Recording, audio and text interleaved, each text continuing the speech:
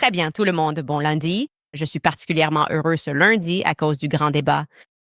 Mon Dieu, mon Dieu.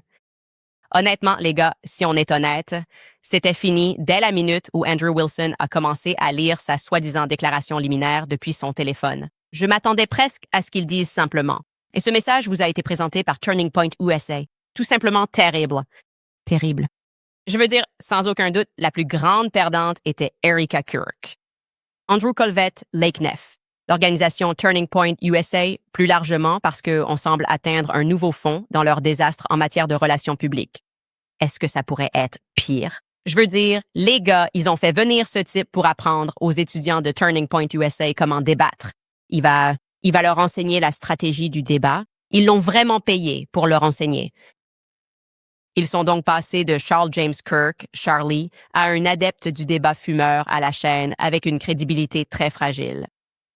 Comme je l'ai dit, ce sont les plus grands perdants. Personnellement, je pense que l'organisation est finie. Il ne peut pas y avoir beaucoup de retours possibles après ça. À qui il s'associe maintenant? Erika Kirk était PDG et présidente. Elle a ruiné cette organisation en moins d'un an, ce qui est incroyable. Et c'est parce que la reine a envoyé un clown absolu. Bon retour sur Candace.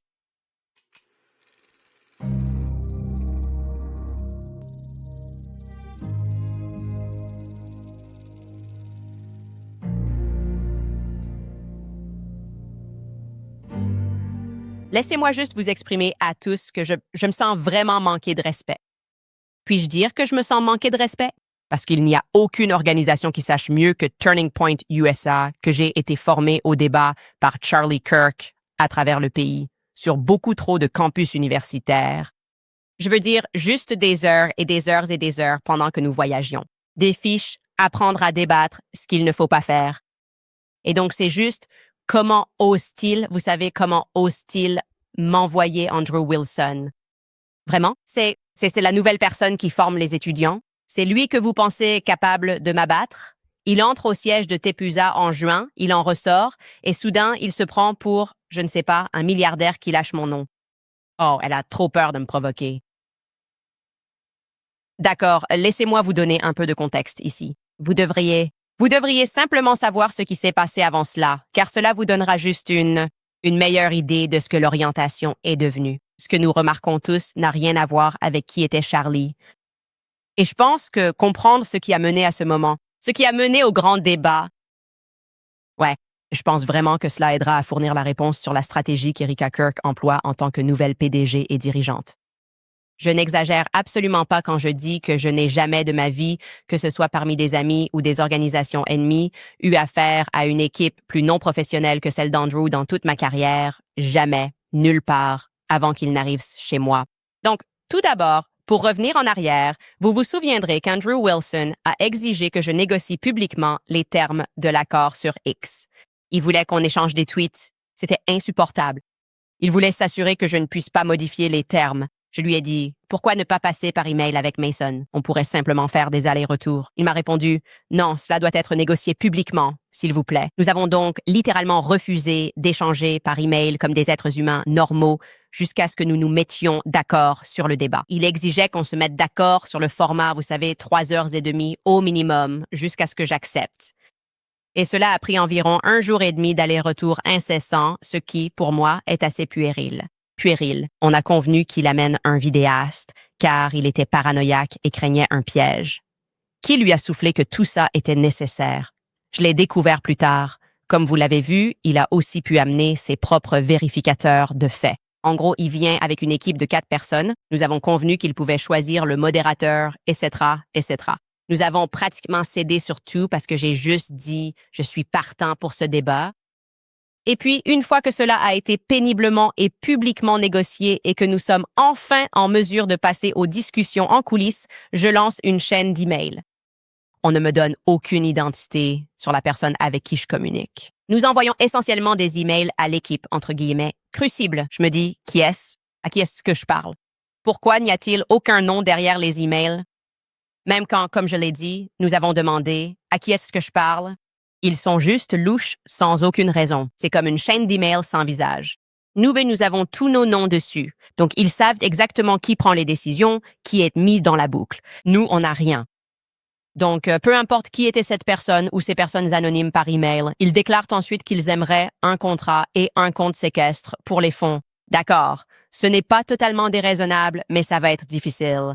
Ce n'est pas vraiment facile de trouver une banque qui approuve un compte séquestre, de l'ouvrir et d'impliquer des avocats d'ici vendredi. C'est ce que je me dis. Ils indiquent ensuite qu'ils sont d'accord si c'est le compte de mon avocat. D'accord, très bien. Je demande à mon avocat de commencer à rédiger un contrat très simple qui énonce essentiellement ce sur quoi nous nous sommes mis d'accord publiquement. Et soudain, nous recevons un email de l'équipe Crucible disant essentiellement « Laissez tomber ». Joe Rogan a maintenant fait une offre pour accueillir cette discussion au Texas. Donc, et je cite, cela change tout. Faisons capoter les négociations. Faisons exploser tout ce que nous vous avons péniblement fait accepter publiquement parce que Joe Rogan touchera plus de monde que votre plateforme. Maintenant, il me demande de voyager jusqu'au Texas. Il m'offre une voiture de luxe pour accommoder ma grossesse et je dis non. Je dis non, à moins que Joe ne veuille venir à Nashville parce que cela ne change pas tout. En fait, cela ne change rien et je ne vais pas accepter. C'est déjà un processus douloureux. Je ne vais pas m'infliger ça à nouveau. Sans compter le fait de repousser la date et de devoir rester en contact avec cette équipe pendant des semaines entières. Parce que vous êtes fan de Joe Rogan. J'aime aussi Joe Rogan, mais je n'avais que 2 conditions ici, n'est-ce pas? Nous avons cédé sur tout le reste. J'ai dit que je ne voulais pas voyager, pas parce que je ne peux pas voyager enceinte. Je le fais, je peux voyager enceinte et je le fais. Je ne veux tout simplement pas me déplacer pour ce petit morveux qui est là-haut à dire « Je le ferai sur ta plateforme ». D'accord? Joignez le geste à la parole. L'autre condition que j'avais, c'était pas de tabac, pas de voyage. Bref, ils ont fini par laisser tomber et j'ai respectueusement décliné.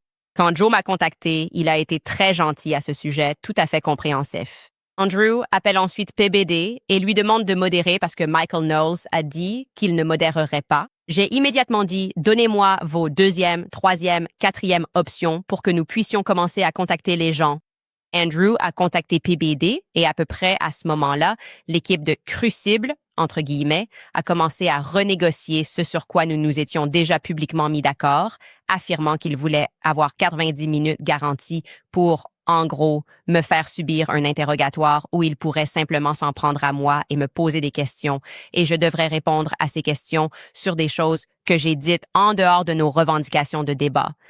Maintenant, nous avons déjà abordé cela publiquement et j'ai dit non. J'ai dit « Je suis heureux de répondre à vos questions une fois que nous aurons épuisé nos arguments de débat. Mais nous n'allons pas avoir… » Vous assis là, en train de m'interroger? J'ai d'ailleurs recommandé par email. Encore une fois, j'ai dit « Si vous voulez que cela arrive, vous allez devoir passer le barreau et rejoindre l'équipe de poursuite de Brigitte Macron contre moi. Si c'est ce à quoi vous aspirez, m'asseoir pour une déposition. Vous devez devenir avocat et rejoindre son équipe. D'accord? Et j'ai dit non. Et PBD, je deviens fou ici. Je me dis, c'est lui qui a accepté tout ça publiquement, qui m'a obligé à faire ça publiquement, et maintenant, il essaie de changer les choses. Donc, à ce moment-là, puisque PBD a accepté d'être le modérateur, je suggère que tout le monde fasse un appel FaceTime pour régler ces détails. Donc, nous avons en gros un appel FaceTime d'urgence mardi soir. Et j'explique un détail. Soudain, il se comporte différemment.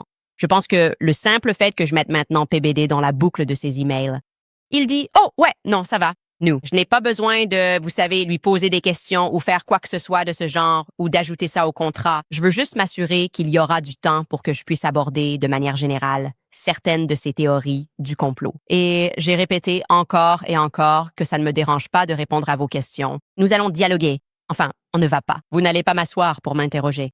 Et je veux m'assurer que nous abordons avant tout l'affaire. C'est ce que les gens sont venus écouter. Et j'explique en détail lors de cet appel. Et PBD a aussi 2 membres de son équipe lors de l'appel, Tom ainsi que son assistante de direction. J'explique en détail et de manière approfondie que ma maison est très petite. Je lui ai expliqué pourquoi nous ne leur permettons de filmer nulle part ailleurs qu'à l'intérieur de ce studio précis. Mes enfants vivent ici, ils font l'école à la maison ici. Et c'est quelque chose que vous devez simplement respecter. Mais je comprends que vous soyez paranoïaque. Nous avons une très, très petite salle de contrôle qui était autrefois un placard de ventilation, mais nous allons créer un espace pour répondre à votre paranoïa pour votre équipe. Ils pourront écouter, ils pourront tout entendre, et ce, pour que vous sachiez qu'il n'y a pas de manigance en cours. Et vous êtes libre d'enregistrer à l'intérieur du studio pour que, dans l'éventualité où nous essaierions de vous piéger ou de faire quoi que ce soit, vous l'ayez capturé. Et ça lui va, il raccroche. Nous raccrochons, tout est réglé? Le contrat est officiellement signé jeudi. D'accord. Qu'est-ce qui pourrait mal tourner, vous vous dites? Parce que demain c'est vendredi. Enfin, à un moment donné, jeudi, mon producteur trouve ça un peu bizarre qu'on n'ait pas de point de contact. Nous avons toujours affaire à une équipe sans visage. Personne ne nous a contactés pour demander notre adresse. Nous avons aussi besoin des noms, car nous avons un service de sécurité et nous devons savoir qui ils amènent. Donc, ces personnes sans visage doivent devenir des personnes réelles. Et nous finissons par demander à l'équipe de PBD de nous fournir un numéro pour Andrew Wilson. On obtient un numéro et c'est le numéro d'Andrew. Et il dit contacter ce numéro qui ne semble appartenir à personne. Ils ne veulent pas s'identifier. Donc, mon producteur est maintenant en train d'envoyer des SMS à un inconnu. On essaye de vérifier le numéro pour savoir à qui on parle. Il semble que ce soit un téléphone jetable. La personne juste, ils sont justes. J'imagine qu'ils veulent nous surprendre avec les personnes qu'ils amènent à la maison. Je n'arrive même pas à imaginer ça. Je n'arrive même pas à imaginer ce scénario où quelqu'un vous a dit « Mes enfants vivent ici. Ils dorment ici. C'est notre domicile personnel. Genre, nous allons, vous savez, avoir un studio en dehors d'ici dans un futur proche. » Mais pour l'instant, c'est ce que nous avons. Au cours de cette conversation avec cet individu sans visage, la personne commence immédiatement à être impolie avec mon producteur et insiste, encore une fois, c'est jeudi. C'est la veille de ça. Ils vont avoir besoin d'un bureau. Ils vont avoir besoin d'un endroit pour installer le live stream d'Andrew. Pardon. Ils disent qu'ils vont maintenant avoir besoin d'un câble HDMI qui partira de notre studio vers la salle de contrôle pour qu'ils puissent installer un ordinateur vers une caméra et diffuser en direct. Ils ont besoin d'un accès à l'électricité. Ils disent « Healer étant les personnes anonymes, je ne sais pas à qui nous parlons, et j'ai failli exploser. » J'ai juste dit, c'est absurde. Ils ne veulent toujours pas répondre sur qui ils amènent. Et j'ai dit, nous n'avons jamais accepté de leur permettre d'installer un live stream chez nous, d'installer un bureau et un câble HDMI. De quoi on parle là? Et la personne répond qu'elle pensait que c'était implicite parce que notre contrat stipule que le débat sera diffusé en direct. Oui, le débat va être diffusé en direct. Mon émission est diffusée en direct tous les jours parce que vous pensiez qu'on allait vous piéger et mettre ça en accès payant. Pourquoi penseriez-vous que cela implique que vous pouvez installer un mini-studio chez moi alors que je me suis donné tant de mal pour expliquer à vous comme à l'équipe de PBD à quel point l'espace est petit et qu'on n'a pas de place? Je ne plaisante pas. D'accord. Alors, quand est-ce que cette équipe anonyme a décidé de nous envoyer un email plutôt que d'essayer, vous savez, de forcer mon producteur à simplement les accommoder? Quand comptait-il nous envoyer un email à propos de cette supposition? À 21h15 la veille? À 21h15 la veille du débat, avec un email de suivi envoyé à 23h15 et à aucun moment ils ne veulent identifier qui sont ces 4 personnes. Malgré le fait que nous ayons demandé à plusieurs reprises, par email et par SMS, qui vous amenez dans ma maison, là où mes enfants dorment. Jour du débat, on n'a toujours aucune info sur leurs invités. Ils veulent nous surprendre, c'est évident. Et je veux juste dire que je ne peux pas comprendre à quel point il faut être dégénéré et irrespectueux pour faire une chose pareille. Je ne ferai jamais ça à personne, peu importe ce que je ressens à leur égard. Alors, nous avons simplement fait en sorte qu'ils ne soient pas accueillis par la porte d'entrée. D'habitude, nous accueillons tout le monde par la porte d'entrée, mais là, nous leur avons dit qu'ils devaient passer par l'arrière, par la porte du sous-sol, car pourquoi aurais-je permis à quiconque d'être aussi inutilement irrespectueux? Ensuite, nous avons compris pourquoi, et là, tout a commencé à prendre du sens, parce qu'il débarque avec l'équipe de Steven Crowder. Le producteur de Steven Crowder, son PDG, un intervenant régulier à l'antenne qui passe ses journées à m'envoyer des tweets méchants. C'est en fait le PDG de tout ce que Steven Crowder pense faire désormais. Si vous ne savez pas qui est Steven Crowder, c'est essentiellement un enfant acteur qui n'a jamais cessé d'être un enfant acteur. C'est un homme de 40 ans et il aime juste faire des farces aux gens. Et c'est exactement sa marque de fabrique, faire quelque chose d'aussi irrespectueux sans aucune raison. Et je veux dire, quand je dis irrespectueux, et je ne parle même pas de Gerald Morgan, qui est celui qu'ils ont amené avec eux, je ne l'ai pas fait. Il n'a pas été impoli avec moi. Mais pouvez-vous imaginer, d'accord, que malgré le fait que j'ai expliqué pourquoi nous ne voulions aucun tournage en dehors de ce studio et que j'ai précisé que vous pouviez filmer dans le studio, Gérald a décidé de faire un appel en direct depuis la salle de jeu de mes enfants, juste à côté du studio. C'était l'une des raisons pour lesquelles nous avons interdit de fumer. Nous leur avons clairement fait comprendre que la salle de jeu de mes enfants, qui se trouve dans le garage, est juste à côté et qu'il est interdit de fumer des cigarettes. Tout cela avait été clairement établi. C'était leur grand plan est d'obtenir des vues pour Steven et de me manquer de respect. Vous pouvez revenir en arrière. Et donc, je suis toujours stupéfaite que ce soit quelque chose que des hommes adultes complotent et planifient pour des clics et des vues. C'est tellement dégoûtant.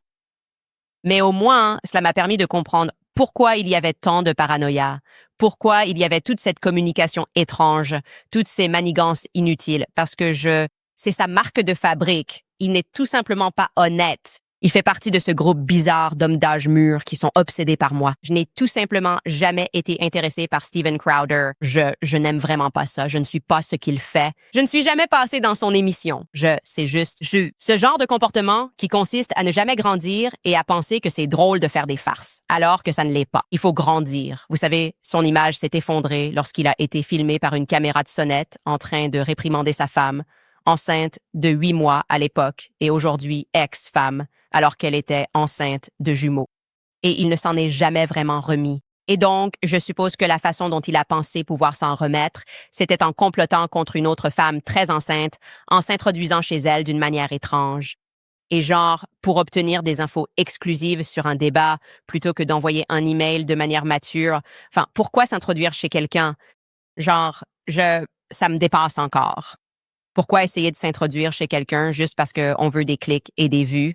Parce que tu n'as ni la virilité ni la décence de dire « Hey, écoute, tu as dit que je pouvais amener 4 personnes et je vais amener quelqu'un que tu n'aimes pas et quelqu'un qui a été désagréable avec toi en ligne. Mais c'est ma prérogative. » J'aurais dit « Ouais, tu as raison, c'est ta prérogative. Pourrais-tu juste t'assurer que cette personne ne filme pas ici ou quoi que ce soit? » Ils ne l'ont pas fait. Et c'était en fait en violation totale de ce sur quoi nous nous étions mis d'accord. Car une chose que le contrat stipulait, c'était qu'il n'y avait de toute façon aucun tournage en dehors de ce studio. Je suis restée professionnelle. Nous avons été gentils avec tout le monde car, à tout le moins, cela m'a donné la certitude qu'Andrew s'entourait de personnes très peu sérieuses qui aiment faire des farces, essentiellement, et qu'il prenait conseil auprès d'elles. Et je pense que nous en avons vu les fruits immédiatement pendant le débat, que c'était leur plan de jouer en quelque sorte des tours pour gagner.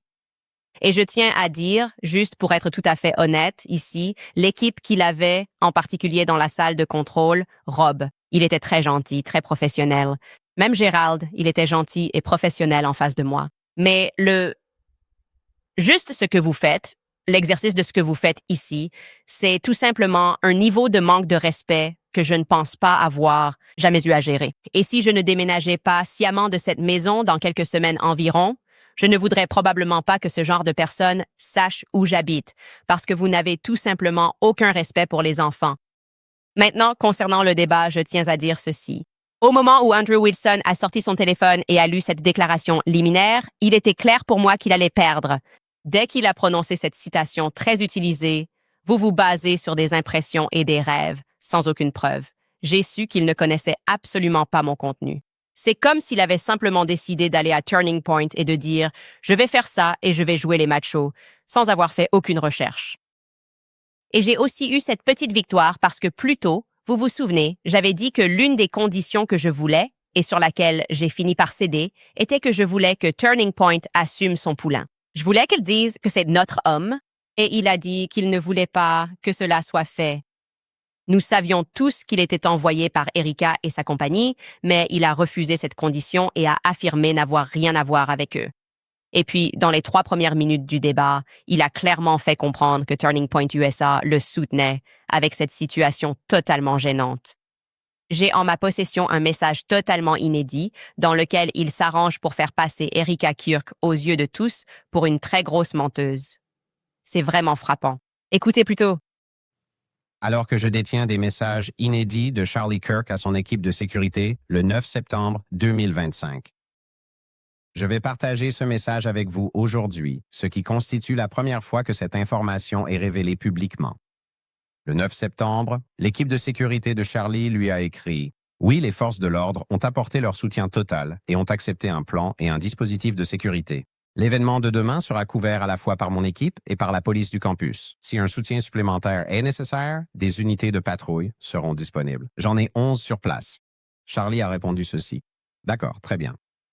Rappelez-leur qu'ils sont là uniquement pour la sécurité d'une seule personne, car je crains un peu que la gauche essaie de me tuer. » C'était en fait un message qui a été envoyé le 9 septembre dernier. Nous savions qu'il y aurait toujours une menace, mais Charlie et moi, nous nous sommes toujours promis de ne jamais vivre dans la peur. Et il disait, s'ils doivent m'avoir, ils m'auront. Mais il n'envoyait pas de message aux gens la veille en disant, je vais être assassiné. Ils sont à mes trousses. Quelqu'un va me tuer. Vous savez, il n'a pas dit ça. Et j'ai son téléphone portable. Donc, pour ceux d'entre vous qui regardent cette émission, c'était le péché originel de Turning Point USA. C'était le premier épisode que j'ai fait en m'en prenant à Erika et j'ai expliqué aux gens qu'elle mentait. J'ai dit qu'elle mentait. Il est impossible que je sache que ce SMS existe et qu'il a été envoyé par Dan Flood. Et elle ne le sait pas. C'était en décembre. C'est en décembre qu'elle rejoint Glenn Beck. Mi-décembre, elle rejoint Glenn Beck et affirme qu'elle a son téléphone. Et ensuite, Turning Point a essayé de prétendre quelque chose. C'est pourquoi nous nous sommes rencontrés quelques jours plus tard, parce que c'est là que je me suis dit, c'est bizarre. Quelques jours plus tard, Erika est venue à Nashville et nous avons tenu ce sommet. Et ce qu'elle m'a dit, ce qui montre qu'Andrew commet une très, très grave erreur ici. Elle a dit, eh bien, c'était sur Signal et les messages de l'équipe s'effacent automatiquement sur Signal. Et elle ne le savait pas. Donc, je suppose que Dan Flood ne lui a pas dit. Je suppose qu'Andrew Cole, qui transmettait les messages qu'il jugeait pertinents pour la police, n'a pas pensé à leur donner un message disant que la gauche allait me tuer. Mais surtout, quand nous nous sommes assis, elle m'a demandé « As-tu vu le message ?» Et j'ai dit non. Et elle a dit « Oh, ça parlait de la gauche et c'était sur Signal. » Et je vous ai dit que c'était un double mensonge. Elle a menti encore une fois. Le message a en fait été envoyé via iMessage. Eh bien, Andrew dit qu'il va lâcher ce message parce qu'en fait, il ne voulait pas montrer le message pour une raison quelconque. Il voulait cette grande ouverture un peu bizarre où les gens vont se dire « Et tout le monde a trouvé ça vraiment étrange que Turning Point USA n'ait pas présenté ce message. » Ce qui, en fait, s'ils avaient vraiment un message disant cela, leur narratif entier a été que la gauche a tué Charlie Kirk. Pourquoi ne pas le partager? Ça semble bizarre. Pourquoi ne pas l'avoir partagé avec les autorités lorsque vous partagiez des messages? Et Andrew, on est censé croire que tu ne lui as rien dit pendant 4 mois, alors que tu me l'as dit en septembre et qu'Erika est passée chez Glenn Beck pour me discréditer et dire que j'étais un menteur. Et maintenant, ça ne sent vraiment pas bon pour Turning Point USA. Alors, croisons les doigts, les gars, parce que j'ai toujours une surprise. Croisons les doigts pour que Andrew, qui a promis de diffuser cela dans son émission parce qu'il détient des preuves, publie effectivement ce message, qui est censé être sur Signal, mais je sais pertinemment qu'il est sur iMessage. Donc, ouais. Bref, passons à autre chose. Dès que le débat a commencé, j'ai en quelque sorte refusé de faire une déclaration liminaire parce que c'était juste bizarre qu'il fasse ça. Ça n'avait rien à voir avec les arguments du débat, bien sûr. C'était juste pour lancer des piques gratuites à Candace. La première chose qu'il fait, c'est admettre qu'il existe un doute raisonnable sur le fait que Tyler Robinson ait fait ça. PBD nous demande explicitement « À quel pourcentage estimez-vous cela? » Et voici ce que dit Andrew Wilson. Juste par curiosité, êtes-vous entre 0 et 100? Quelle est la probabilité, selon vous, que Tyler Robinson ait tiré sur Charlie Kirk et l'ait tué? D'après les preuves actuelles, je ne sais pas. Je dirais 75-85%. OK, je gagne le débat, donc je suppose que les preuves ne sont pas si accablantes. On est passé d'accablant à 75%. C'est ça, le doute raisonnable. Relâchez cet homme. Quoi? De quoi est-ce qu'on parle, même? Qui a déjà dit « Oui, 75%, c'était accablant. » Eh, comment noteriez-vous ce restaurant? Genre 75%. J'ai été époustouflé par la qualité de la nourriture et je lui donne 75%. De quoi est-ce qu'on parle? Pourquoi sommes-nous ici? Et j'ai réalisé qu'il ne savait pas vraiment pourquoi il était là. Il n'avait aucune stratégie de débat autre que de mentir avec aplomb. Ça m'a stupéfié de voir combien de fois cet homme a cru qu'il pouvait simplement mentir. non seulement sur les faits concernant l'affaire, mais aussi sur ce qui se passait sur le moment dans la pièce pendant le débat. Genre, on est assis là et il était juste en mode « Je suis un magicien. Je suis un magicien. J'ai de la magie. J'ai une baguette magique. Et je peux simplement convaincre le public qu'ils n'ont pas entendu ou qu'ils ont bien entendu quelque chose qui s'est passé il y a 5 secondes. » C'était dingue. Je veux dire, le nombre de personnes qui se disaient « C'est un signe fort de quelqu'un atteint d'un trouble de la personnalité narcissique que de mentir avec assurance et d'essayer de manipuler les gens. » Écoutez juste 2 fois où il a fait ça. Vous avez écrit que la voiture arrivait. C'est une image totalement floue. Robinson en sortant. Vous n'avez aucune idée si c'est Tyler Robinson. Le fait qu'il soit vu 4 autres fois à la caméra. Le fait est qu'un simple garçon blanc aux cheveux bruns a été vu en train de monter l'escalier. L'ADN sur le toit, nous devrions en discuter. Et sur le tournevis qu'il a laissé derrière lui. C'est accablant, mec. Ouais, mais ce n'est pas une liste exhaustive. Soyons clairs, vous l'avez tweeté. C'est incomplet. Repensez à vos propos d'il y a 5 secondes. Vous avez dit « Je n'ai dit que cette chose-là » et vous avez dit que c'était accablant. En fait, Ce n'est pas ce que j'ai dit. si. Vous pourriez même ressortir votre propre extrait. Pouvez-vous vérifier si cela a été dit ou non? Je ne l'ai pas entendu dire ça. Le Truc,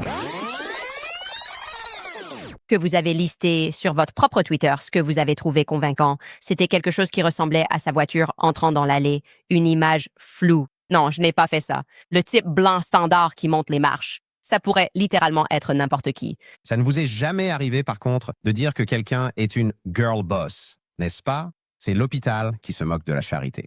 C'est sorti de votre bouche. Non, si c'était vous, c'est vous qui avez parlé de girl boss. Girl boss est sorti de votre bouche. C'est une critique bizarre. Genre, personne n'occupe une position de girl boss plus importante que la vôtre. Je suis en fait. Non, vous êtes dans la plus grande. Des positions de girl boss. Genre, vous n'êtes pas obligé de faire ça. Vraiment faire ça. Vous pourriez très certainement ne pas le faire du tout et vous en sortir très bien. Il est littéralement sorti de sa bouche. Je n'ai jamais dit girl boss. Je ne faisais que répondre et lui demander d'expliquer comment il avait changé de position maintenant qu'il soutient soudainement qu'Erika soit PDG et puis il a commencé à évoquer le terme girl boss. Et il a fait ça tellement de fois, c'était stupéfiant et les gens se disaient juste pourquoi? Peut-être qu'il est amnésique. Peut-être que ce n'est pas une stratégie et qu'il est amnésique, mais affirmer quelque chose avec une telle assurance et continuer à mentir encore et encore, c'était juste choquant pour moi. Ça faisait probablement moins d'1 heure qu'on avait commencé quand j'ai réalisé, soit dit en passant, qu'il n'allait pas bien. Parce que je voulais aborder ce point, cette stratégie bizarre de gaslighting public, et il a, encore une fois, rempli le mauvais blanc à tort, mais avec toujours autant d'assurance, quand j'ai demandé « Est-ce que vous l'êtes ?» Et c'est finalement devenu l'un de mes moments préférés. Écoutez plutôt. Vous n'avez pas mentionné que j'avais parlé du tournevis, de l'ADN et de toutes ces autres choses. Vous n'avez jamais mentionné rien de tout ça. Donc, non, vous avez tort sur ce point. Mais en plus de ça, pour en revenir aux preuves concrètes, L'êtes-vous? oui, je vais bien. Bref, revenons aux preuves. Vous allez bien? En fait, Je suis content que vous affirmiez que vous allez bien. Je ne l'étais pas. Je ne m'inquiétais pas pour votre santé. Je ne pense vraiment pas qu'à ce moment-là, il allait bien. Il était déjà évident pour moi qu'il était en train de perdre pied et qu'il n'avait pas vraiment d'arguments. Et il était très évident qu'il n'avait pas regardé l'audience préliminaire, ni aucune audience d'ailleurs. C'est pourquoi il ne pouvait pas comprendre la contradiction qu'il y avait à prétendre cela, tout en qualifiant les gens de théoriciens du complot. Vous êtes un théoricien du complot, et c'est à cause de la façon dont vous examinez les preuves. Vous faites des inférences à partir de ces preuves. C'est tout son truc. Il ne pouvait pas comprendre l'hypocrisie de la situation alors qu'en fait, il faisait exactement la même chose. Si toutes ces preuves étaient dérivées, ce qu'il estimait être accablant était dérivé d'une audience où l'accusation faisait exactement cela, examiner les preuves et les interpréter comme bon lui semblait. Une image floue d'un homme blanc aux cheveux bruns. Je pense que c'est Tyler Robinson. D'accord, je pense que ce n'est pas Tyler Robinson. Il qualifie l'un de fait et l'autre de théorie du complot. C'était tout l'objet du oui-dire Utah 1102. Et s'il avait vu combien de fois ils ont discuté de cette règle 1102, c'était en gros « oui, nous autorisons cela ». À ce stade, c'est probant. Il aurait compris pourquoi je soulignais cette hypocrisie. Mais il ne pouvait littéralement pas saisir ce concept, ce qui était frustrant pour moi, à tel point que j'ai dû lui dire « je peux vous l'expliquer, mais je ne peux pas le comprendre à votre place ». Vous voyez, nous avons tous nos limites professionnelles. C'est l'une des miennes. Je ne peux pas. C'est comme être en classe et avoir cet élève qui ne saisit pas quelque chose qui, pour le reste d'entre nous, semble être un concept vraiment facile. Et il dit, je ne comprends pas. Pourquoi continuez-vous à dire que c'est ici? Qu'est-ce que 1102? Qu'est-ce que c'est? Quelle importance? Parce que cela nous donne à tous la capacité, que ce soit à l'intérieur ou à l'extérieur du tribunal, d'examiner les preuves et ensuite d'en tirer des conclusions. En fait, c'est ce que font les gens dans n'importe quelle affaire judiciaire, en fait. Les deux parties font cela. Elles sont justes, elles sont en conflit. Une partie dit « j'en déduis ceci ». L'autre partie dit « j'en déduis le contraire et voici les preuves ». Et le jury prend une décision. Quoi qu'il en soit, il était très clair pour moi que, comme il ne maîtrisait pas le dossier et ne savait rien, il voulait se soustraire complètement au débat sur les preuves. Il ne voulait pas parler du prince dégradé qui dit « et alors, et alors ». Qu'entendez-vous par « et alors » J'essaie de vous expliquer pourquoi il y a tout autant de preuves ici. Les preuves que vous jugez suffisantes pour dire qu'il l'a fait suffisent aussi à dire qu'il a été piégé comme un bouc émissaire. J'essaie de prouver mon affirmation. Mais il a dit « non, passons à une nouvelle phase ». Et la phase suivante m'a beaucoup rappelé le moment où l'on apprend un nouveau mot de vocabulaire et qu'on a juste envie de l'utiliser. C'était comme un terme qu'il venait d'apprendre la veille ou quelque chose comme ça. Et ce terme était preuve positive. Il pensait simplement que s'il continuait à le répéter, les gens à la maison penseraient qu'il est vraiment intelligent et intellectuel. Et franchement, ça a juste semblé bizarre. Genre, c'est juste un petit peu lui qui dit preuve positive. Parlons de la Légion étrangère. Bien sûr. Croyez-vous que la Légion étrangère essayait de vous tuer? Oui, c'est pourquoi je l'ai signalé aux autorités gouvernementales compétentes. C'est ce qu'on m'a dit. Et j'ai transmis ces informations au bureau de Tulsi Gabbard. Quelle est votre meilleure preuve pour cela? Eh bien, c'était... Une preuve positive? Ce serait une limite professionnelle pour moi que d'aller ensuite examiner les informations que j'ai transmises. Je ne peux pas faire ça. Je ne le fais pas. Vous n'avez aucune preuve de cela. Je n'en ai pas. Pouvez-vous arrêter? C'est agaçant de vous entendre répéter « preuve positive ». Avez-vous la moindre preuve positive qu'Israël a tué Charlie Kirk? Qu'il s'est arrêté pour manger chez Chick-fil-A, ce qui, si vous vous intéressez aux questions LGBTQ, ne serait pas votre déjeuner avant d'aller tuer Charlie Kirk pour des questions LGBTQ parce que, vous savez, Vous avez une preuve positive? et nous ne pouvons pas dire avec certitude qu'Israël a donné les ordres et que c'est ainsi que cela s'est passé, mais c'est définitivement, je pense, une piste que beaucoup d'entre nous aimeraient. Il n'y a Aucune preuve positive. Ne pensez-vous pas que, genre, des dizaines de milliers ou des centaines de milliers de personnes voudraient savoir ce que Candace Owens? Des preuves positives expliquant pourquoi Israël et la France ont été impliqués dans l'assassinat public le plus traumatisant de la vie de la génération Z, c'est qu'elle n'avait aucune preuve positive qu'Israël soit impliqué dans quoi que ce soit. Aucune preuve positive que la France soit impliquée dans quoi que ce soit. Aucune preuve positive que TPUSA soit impliqué dans quoi que ce soit. Aucune preuve positive qu'Erika Kirk soit impliquée dans quoi que ce soit. Franchement, genre, c'était exaspérant. Je pourrais juste arrêter de dire ce terme. Vous ne paraissez pas intelligent. Vous n'avez pas besoin de preuves pour vos opinions. Vraiment pas. Vous êtes là, genre, « Hey, je pense que les sandwichs au poulet sont meilleurs que les cheeseburgers, mais quelles sont vos preuves positives? » Mais, eh bien, je pense juste que, eh bien, quelle est votre... Vous devez avoir des preuves positives. Comment pourrais-je avoir besoin de preuves positives pour le fait que j'ai reçu une menace et que je l'ai signalée aux autorités? Vous imaginez si le monde fonctionnait comme ça? Genre, vous recevez une menace et quelqu'un vous dit « Hey, vous devriez savoir si cette personne complote pour vous tuer » et vous allez au commissariat et vous dites « Voilà, voici la personne qui m'a dit ça. Il va me tuer. » Et la police répond « Eh bien, quelles sont vos preuves positives? » Mes preuves positives, je signale une menace, officier. Je ne sais pas comment. Je veux que vous fassiez votre travail maintenant et que vous alliez vérifier si c'est fondé. Ils disent ça. Eh bien, quelles sont vos preuves positives? Ma preuve positive, c'est moi qui viens vous voir avec les éléments que j'ai et qui m'attend à ce que vous enquêtiez, parce que c'est votre devoir. Je veux dire, cette limite, c'était vraiment drôle. J'ai vu un mème, je crois qu'on va le montrer plus tard, de gens qui disent juste « Vous pensez que les gens, si vous pensez que le FBI est impliqué et que vous pensez qu'ils ont planifié cet assassinat, que le gouvernement va vous aider à trouver des preuves positives pour tout ça. Genre, eh bien JFK, je suppose que tout était réglo parce qu'il faut avoir des preuves positives et seule la CIA peut vous donner ces preuves positives. Et ils ont noirci les documents. Donc vous ne pouvez tout simplement pas. Vous ne pouvez pas spéculer là-dessus. Je veux dire, c'est juste dingue. Ouais, j'ai le droit de penser ce que je pense d'Erika Kirk. Je la trouve suspecte. Et ensuite, je lui rappelle, je renverse la vapeur et je dis, eh bien, quelle est votre preuve positive pour ce que vous avez affirmé? Comme il l'a fait avant d'aller au siège de Turning Point USA en mai, il a tweeté que R. Il pense qu'Erika Kirk est là pour tuer son mari. Alors, je lui dis, eh bien, quelles sont vos preuves concrètes pour ça? Avez-vous le droit d'avoir simplement des opinions? Et là, il répond, oh, j'ai le droit d'avoir des opinions. Et il dit qu'il pense que toutes les femmes sont des attardées.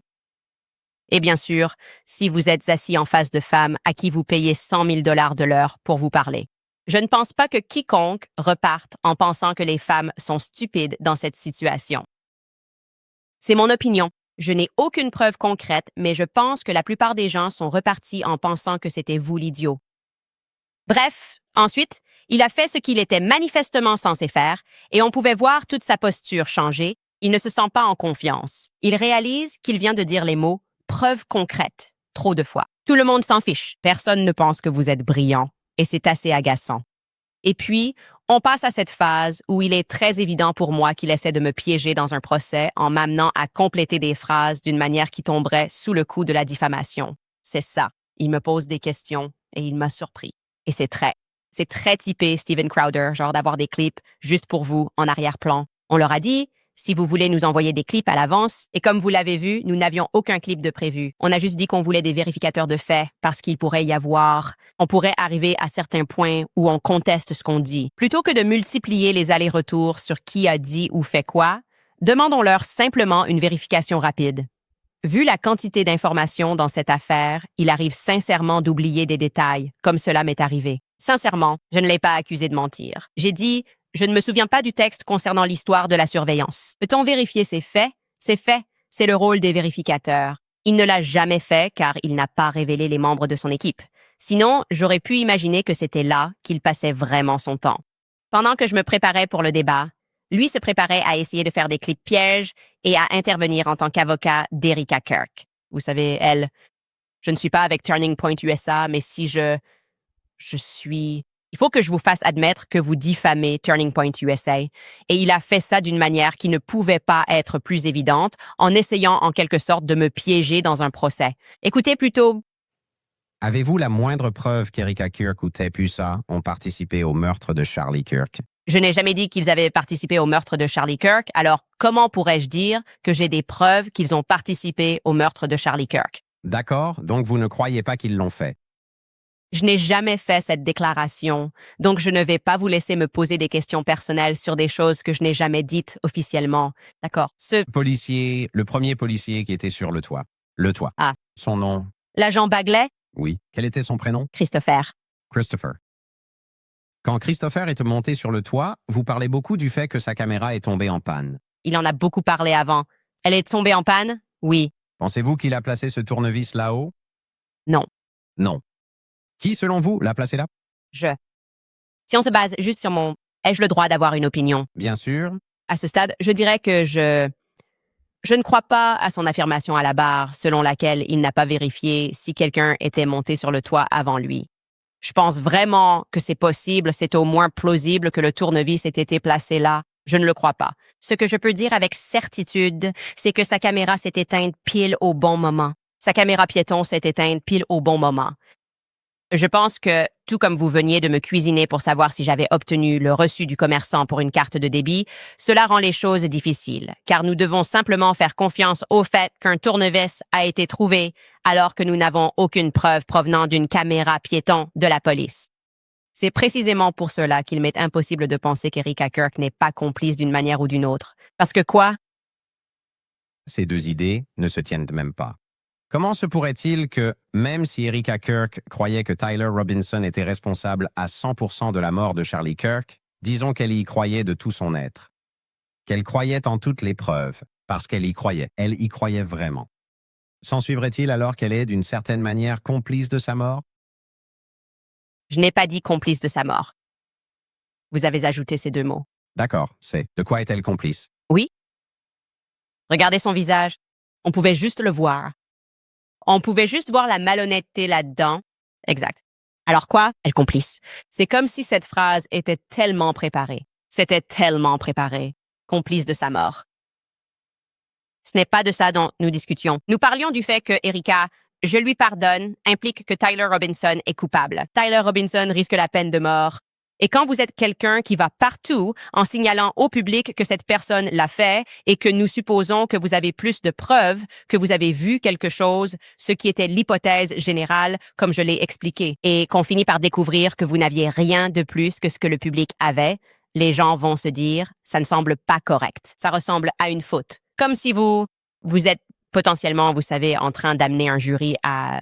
Qu'est-ce qui pourrait amener un jury à croire que c'est la personne qui a commis le meurtre et que la conséquence qu'il devra affronter est la mort?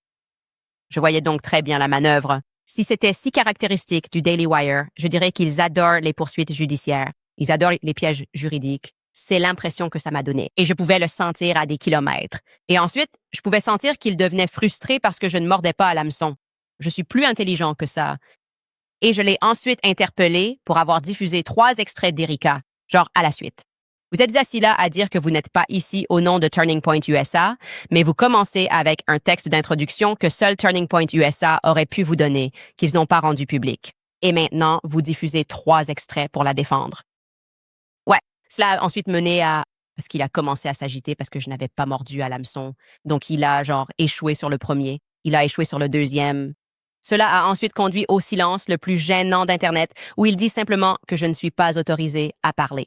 Et au fait, comme il ment avec assurance, les gens qui regardaient ça ont pensé qu'il devait y avoir une clause contractuelle qui m'empêchait de parler ou qui lui permettait de me bombarder de questions. Les deux sont faux, c'est ce qui rend ça particulièrement drôle. Il n'y a absolument aucune clause contractuelle qui m'autorisait à le laisser m'envoyer en déposition parce que je l'ai refusé immédiatement. Je me suis dit que ça semblait complètement fou.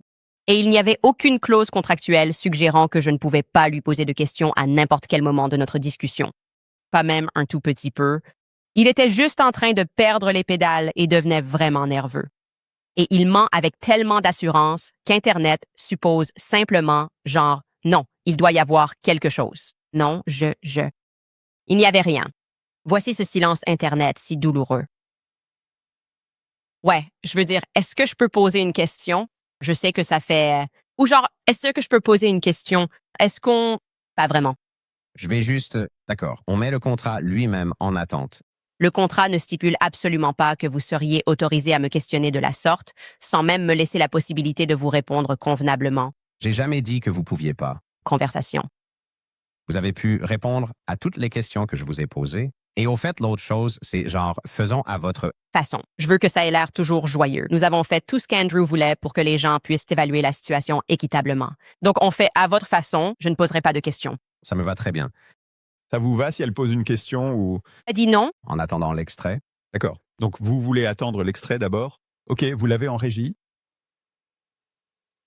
OK, parfait.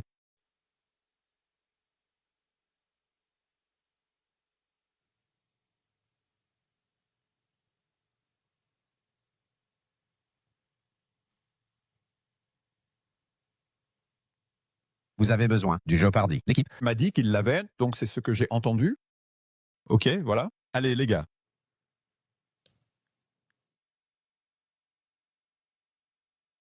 C'était douloureux. Quand je lui ai fait remarquer qu'il y avait 4 Erika Kirk, il a dit « Non, pas 4 dans le PBD, 3. » Je pense qu'ils avaient une autre Erika Kirk en attente et qu'ils ont laissé tomber. Ils ont refusé de diffuser ça, préférant un sujet hors contexte. Pourtant, c'était censé être une bombe sur lance. Mais je me suis naturellement corrigée très tôt dans notre discussion. Je n'avais pas réalisé qu'ils préparaient ça comme une sorte de grosse explosion, Candace s'est trompée. Ils n'ont jamais officiellement dit que l'ADN de Lance était sur le fusil. Et donc, ils ont juste passé ça et c'était bizarre. Et je l'ai laissé faire. J'ai totalement laissé le silence s'installer parce qu'il ne faut jamais gêner son adversaire quand il est en train de faire une erreur. C'était vraiment complètement dingue à dire et à faire. Non, je vais juste attendre l'extrait. On ne peut rien dire et c'était un mensonge. Et je me suis dit, laisse-le faire parce que ça va juste démontrer son instabilité émotionnelle, le fait qu'il essaie d'affirmer son contrôle parce qu'il sait qu'il l'a perdu. De plus, je n'allais pas me disputer avec lui au sujet d'une clause contractuelle inexistante et gaspiller mon énergie. Je veux dire, le simple fait de débattre du contrat semblait ridicule. Et enfin, si vous y réfléchissez, J'ai gagné 418,63 $ pendant ces 16e secondes de silence. De quoi se plaindre? Vous voulez que je me taise? Qu'est-ce que tu... D'accord, j'ai compris. Je vais me taire. C'est beaucoup d'argent gagné pour rester silencieux. Ensuite est arrivé le moment le plus viral après qu'il m'ait autorisé à parler à nouveau, une fois que l'extrait s'est avéré être un pétard mouillé. Et c'est arrivé accidentellement. D'accord. Donc, je me suis senti mal que les spectateurs aient dû l'écouter faire le canard pour Erika pendant si longtemps. Nous avions convenu de discuter de cette affaire. Je lui avais dit, comme vous le savez, que nous devrions discuter du tournevis. Nous devrions discuter de la serviette. Et j'ai alors essayé de ramener le sujet sur l'affaire. Et j'ai fait la mauvaise supposition qu'Andrew Wilson avait lu le dernier document déposé, la demande de rejet, qui a été publié 2 jours avant notre débat. Et ma preuve positive pour cette supposition était qu'Andrew Wilson lui-même avait tweeté à propos du document comme s'il était utile à son dossier. Il a tweeté à propos du document et ils mentaient tous sur ce qu'était ce document. Et ici, il a retweeté quelqu'un d'autre qui disait l'avoir survolé. La défense de Tyler Robinson est sous assistance respiratoire. Et puis, il a répondu, il a choisi une sacrée semaine. Donc, je me suis dit, évidemment, il a dû lire ce document. Et j'ai lu le document et juste pour vous montrer, comme je le fais avec tout, pour ceux d'entre vous qui me suivent depuis l'affaire Blake, je l'ai annoté, j'ai pris des notes et noté mes réflexions. Il y avait des arguments vraiment convaincants ici. Donc, je suis venu préparé pour discuter du dépôt le plus récent comme l'un de ces mauvais points de discussion, à savoir que Tyler Robinson a admis que les messages textes étaient réels ou quelque chose du genre.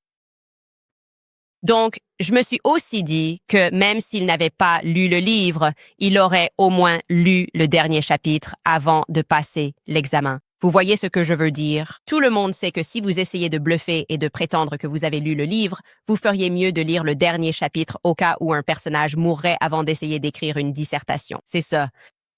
Et j'avais tort. J'ai été stupéfait quand je l'ai vu refaire ce signe évident de sa fausse bravade. Il ment, tout simplement. Bien sûr. La façon dont cet homme ment, ça devrait être enseigné dans un cours de psychologie. Je n'ai jamais rien vu de tel. Et je viens juste de le reconnaître maintenant. J'étais familier avec son style. Quand je lui ai demandé de quel chef d'accusation spécifique il pensait que Tyler Robinson était coupable, c'était parce que je voulais m'assurer de ne pas supposer qu'il était plus flexible dans d'autres domaines. Alors que nous sommes plongés dans ce récent dossier et quand il a fait le faux, bien sûr, en parler, je me suis dit, oh, il n'en connaît aucun. Et donc, c'est évidemment devenu le moment le plus discuté. Cet homme est venu pour débattre de la culpabilité de Tyler Robinson et ne savait même pas coupable de quoi. Écoutez plutôt. Lequel des chefs d'accusation ou tous pensez-vous que Tyler Robinson est coupable?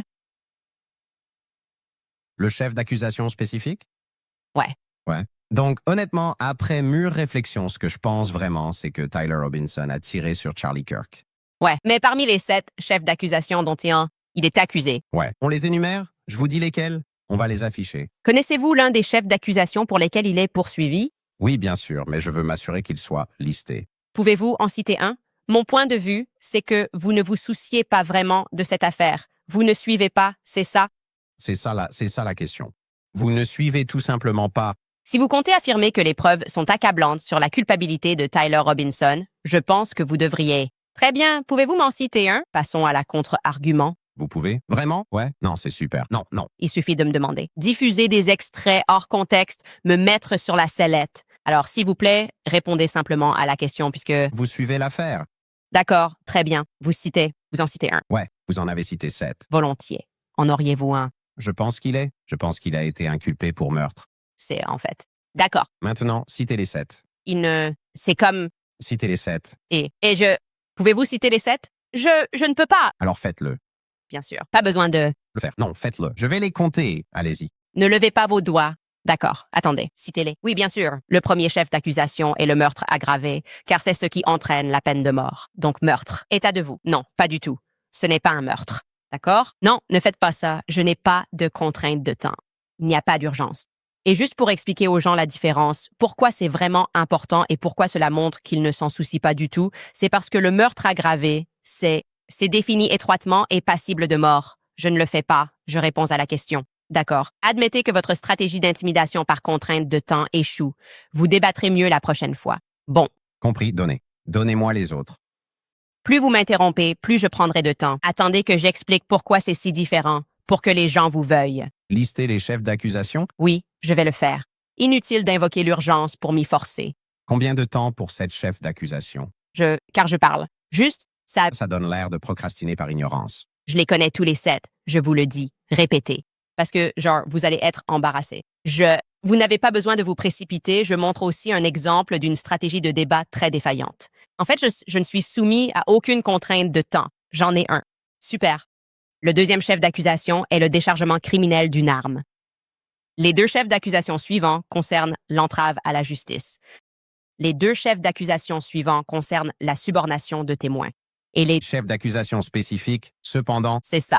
Entrave à la justice. Entrave à la justice. Subornation de témoins. Subornation de témoins. d'accord. Et il n'y a pas d'autres précisions à leur sujet? Je peux vous dire pourquoi il est... Non. Les chefs d'accusation, puis le 7e. C'est ça le problème quand on veut jouer les connards et qu'on échoue. Quel est... 7. Le dernier chef d'accusation est violence devant un mineur. D'accord, j'ai compris. Donc, il est accusé de meurtre. Choqué. Ébranlé. Je veux dire, c'est juste... Je n'arrive même pas à imaginer ce que ça doit être. Je veux dire, je sais que sa femme est tout aussi mauvaise, mais juste, c'est un tel menteur. Pourquoi dire, bien sûr, pourquoi ne pas juste dire, en fait, je ne connais pas les chefs d'accusation précis, ce qui aurait été fou. Mais c'est cette fausse bravade, c'est comme ça qu'il débat. Il ment avec assurance, il ment, c'est tout. Et puis, quand vous le remarquez et que vous le confrontez à un mensonge, il s'effondre et il commence à s'enfoncer de plus en plus dans sa chaise. Il transpire, il a des trucs coincés dans les dents, vous voyez. Et moi, toute cette personnalité d'homme, ça ne pourrait jamais coller avec moi. Je ne serais jamais intimidée par ça, pas une seule seconde. Parce que c'est, comme je l'ai dit, de la fausse bravade. Il n'y a rien ici qui soit le moins du monde intimidant. Tu es juste un idiot déguisé en espèce de débatteur de combat à mort, mec. Il n'y a rien de plus faible que de ne pas simplement dire « Oh, je ne sais pas, j'aimerais savoir quelle est la réponse à ça. » Et j'espérais que nous pourrions vraiment avoir ce dialogue constructif. J'étais déçue que nous n'ayons pas pu passer plus de temps à discuter de cette affaire. Et une fois que c'est arrivé, il était complètement dégonflé. Je veux dire, Andrew Wilson était très perdu. Et c'était presque comme s'il devait se souvenir des choses qu'il voulait qu'il aborde. C'était très évident que son pied voulait juste s'en aller. Je pense que son pied voulait dire la vérité. Le pied était juste, il voulait s'en aller. Ils se disent, le pied détient la vérité. Tu sais, Andrew ment, mais le pied il ne veut juste pas être là. Sa botte, il tremblait littéralement un peu dans ses bottes. Je ne sais pas ce qui se passait là et il n'arrivait pas à retrouver une quelconque contenance. Je n'ai rien compris à ce qu'il voulait dire au-delà de ça. Il a commencé cette étrange inquisition sur la chronologie de mon émission, exigeant de savoir pourquoi c'était la chronologie officielle de mon émission et pourquoi j'avais inclus Tyler Robinson à Penguich en train de manger un steak. Je ne sais pas s'il est juste allergique à l'organisation.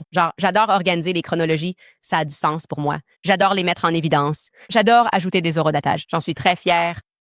Je ne sais pas où il voulait en venir. Il voulait juste savoir. Je lui ai dit, j'ai parlé au propriétaire. Le propriétaire m'a dit qu'il avait récupéré les reçus, que c'était le reçu de Tyler Robinson. Et donc, je l'ai inclus dans ma chronologie. Le reçu partagé était le vrai. Il m'a demandé pourquoi je n'avais pas interrogé le commerçant, affirmant que ça ne constituait toujours pas une preuve.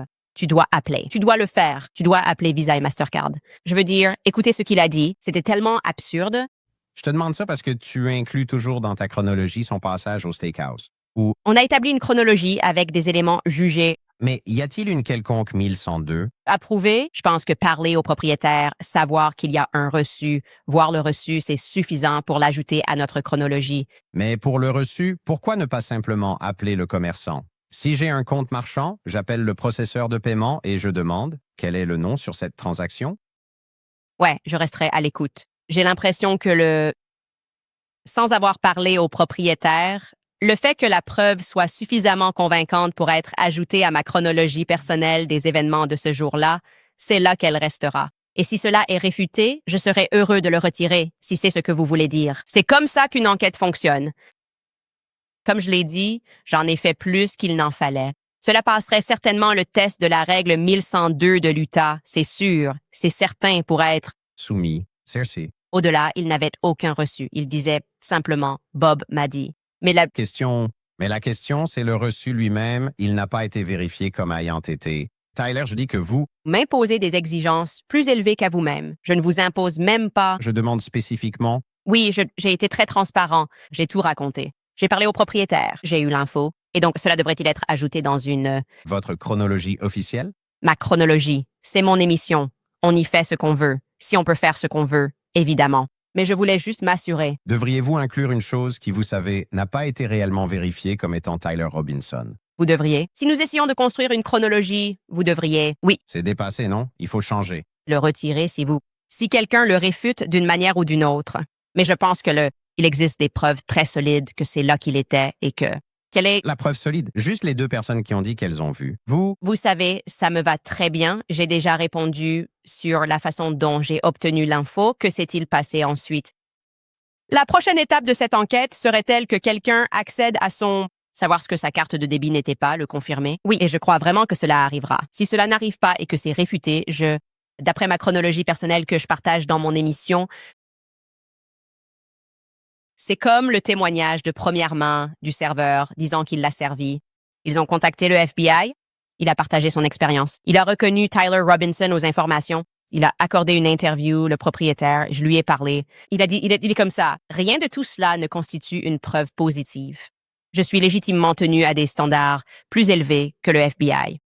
Pendant ce temps, nous avons l'enquêteur principal de l'affaire à la barre et on lui demande, lors de l'audience préliminaire, comment saviez-vous que la personne en bordeaux montant les escaliers était la même personne que l'individu qui portait le T-shirt noir plus tard ce jour-là? Et il dit qu'ils portaient tous les deux des baskets Converse. Andrew dit que ce sont des tweets convaincants, que cela fait partie des preuves accablantes. D'accord, ce sont tous les 2 mois. Avez-vous appelé Visa et Mastercard, au-delà de parler à toutes ces personnes, au-delà du reçu, avez-vous appelé pour confirmer une carte Visa auprès du commerçant, que c'était bien le Tyler Robinson qui était là? Non, en fait, je ne l'ai pas fait. Mais vous savez quoi? Ma chronologie restera ma chronologie. Je suis fière de ma chronologie. Je suis une personne très organisée. Mon garde-manger est très propre. J'adore le Container Store. J'utilise des étiqueteuses pour tout, même pour mes épices dans mon placard. J'ai des étiqueteuses dans mon réfrigérateur. Donc, je ne vous permettrai pas de me dire comment ma chronologie devrait être organisée. C'est ce que je veux dire. J'ai failli perdre mon sang-froid là. Alors, les mamans organisées qui ont des garde-manger bien rangés, levez-vous. En fin de compte, je suis tellement embarrassée pour Turning Point USA. Je n'arrive pas à imaginer Erika serrer cette personne dans ses bras. Je dois vous montrer d'autres extraits. Et il est littéralement dégoûtant. N'est-ce pas? Et il pensait que ce type allait pouvoir me faire tomber. J'ai été formé par Charlie Kirk et ils m'ont envoyé Andrew Wilson. Mais je dirais, sur une note positive, que c'était doux amer, car c'était tout simplement incroyable de se souvenir de toutes ces choses que Charlie m'avait dit de ne pas faire, de ne pas tomber dans le panneau. Ne commence pas à l'attaquer personnellement. Je ne suis pas entré là-dedans. Il a commencé par des attaques ad hominem contre moi, en se rappelant de toujours étudier plus que nécessaire. J'ai pris cela très au sérieux. Évidemment, je ne prévoyais pas de séquence piège, mais j'annotais les dossiers, je me rafraîchissais la mémoire, je revoyais l'audience préliminaire, je revenais sur la chronologie pour me remettre les idées en place, car tant de choses se sont passées, évidemment, en 11 mois. Et Charlie me disait toujours qu'on voit des gens trop confiants se faire laminer dans ce genre de débat. Et puis, il y a juste ce gamin qui pose une question qui les déstabilise et ça devient viral. Donc, ne sous-estimez jamais votre adversaire. Je sais à quoi m'attendre. Et je ne m'attendais évidemment pas à ce qu'il soit juste l'un de ces hommes d'âge mûr bizarres avec des séquences pièges. Je pensais qu'il allait sincèrement lire au moins l'un des dossiers de l'affaire, vous savez, l'un des chefs d'accusation. Mais c'était, comme je l'ai dit, une bonne chose de revoir tout ça. Et de devoir étudier et de faire ce qu'il a dit avec les fiches. J'ai fait absolument tout ce que Charlie m'avait dit de faire. Restez calme quand ils essaient de vous provoquer et faire attention aux personnes qui tentent de vous attirer dans ce genre de piège juridique. Et honnêtement, quand ça s'est terminé, on était tout simplement en train de célébrer. On était tellement heureux. Un sentiment doux, amer, évidemment, parce que je n'aurais jamais pensé, au cours de tout cet apprentissage avec Charlie, qu'un jour, ce serait moi qui débattrais avec quelqu'un que son organisation a clairement envoyé. Mais c'est la vie, et je suis heureux que ce soit moi qui expose ce que son organisation est devenue à la suite de son assassinat. Quoi qu'il en soit, nous serons de retour juste après une courte pause. Très bien tout le monde, je vous transmets les remerciements sincères de mes amis de chez Preborn. Leur président, Dan Steiner, tient à vous exprimer leur profonde gratitude. Grâce à votre soutien, plus de 50 000 bébés ont déjà été sauvés de l'avortement cette année. Cela signifie 50 000 vies changées et des générations entières impactées. Chaque don déductible des impôts est utilisé pour sauver des bébés et partager l'espoir de Jésus-Christ avec leur mère. En fait, rien que cette année, plus de 8 000 femmes ont pris la décision de suivre le Christ. Tout cela parce que quelqu'un comme vous a aidé à offrir une échographie gratuite. Il suffit de 28 $ pour offrir une échographie qui sauve des vies et 15 000 $ permettent d'installer un appareil d'échographie dans une clinique de grossesse où il pourra sauver d'innombrables vies pour les années à venir. Le message de Dan est très simple. Merci. Votre générosité sauve des vies, tant sur Terre que pour l'éternité. Et aujourd'hui, il y a encore des mères qui attendent ce même moment qui change la vie. Alors, si vous souhaitez faire un don, composez le 250 livres sterling et dites le mot-clé « bébé ». C'est 250 livres sterling par bébé. Visitez preborn.com Candace. Je vous rappelle aussi ethos, car la vie change vos priorités au moment où vous vous y attendez le moins. Un jour, vous vous concentrez sur ce qui vous attend, puis on pense à son foyer, à sa famille et à un avenir sûr. Avec l'élargissement de votre monde, votre vision change. C'est pourquoi l'assurance vie est devenue ma priorité. On remet souvent ça à plus tard, mais tout organisé m'apporte une vraie tranquillité d'esprit. Mes proches seront protégés financièrement. Souscrire une assurance est plus simple et rapide qu'on ne le pense. C'est pour ça que j'adore Ethos. Vous pouvez faire votre demande en ligne en quelques minutes. Sans examen ni salle d'attente. Répondez simplement à quelques questions de santé pour être couvert dès aujourd'hui. Ethos a une note de 4,9 sur 5 étoiles sur Trustpilot avec plus de 5 500 avis. Et ce qui me frappe vraiment, c'est qu'Ethos vous aide à trouver une couverture qui correspond réellement à votre vie, à vos objectifs et à votre budget. Avec jusqu'à 3 millions de dollars de couverture et des plans commençant à environ 30 $ par mois, protéger votre famille semble tout à fait réalisable. La tranquillité d'esprit ne devrait pas être compliquée. Alors, prenez 10 minutes pour vous assurer dès aujourd'hui avec une assurance vie via Ethos. Obtenez votre devis gratuit sur ethos.com Candace. Encore une fois, c'est ethos.com Candace. Les délais de traitement des demandes peuvent varier et les tarifs peuvent également varier. Et je dois vous parler de Pure Talk, car une récente enquête sectorielle a révélé que Pure Talk était la seule entreprise de téléphonie mobile à recevoir 5 étoiles dans toutes les catégories. Couverture, assistance, rapport qualité-prix et données. Vous méritez un service sans fil 5 étoiles. Et maintenant, Pure Talk a une invitation pour vous. Passez chez Pure Talk dès aujourd'hui. Obtenez n'importe quel forfait, même illimité, pour seulement 15 $ par mois pendant 3 mois, sans contrat. C'est une offre exceptionnelle chez un opérateur de premier plan.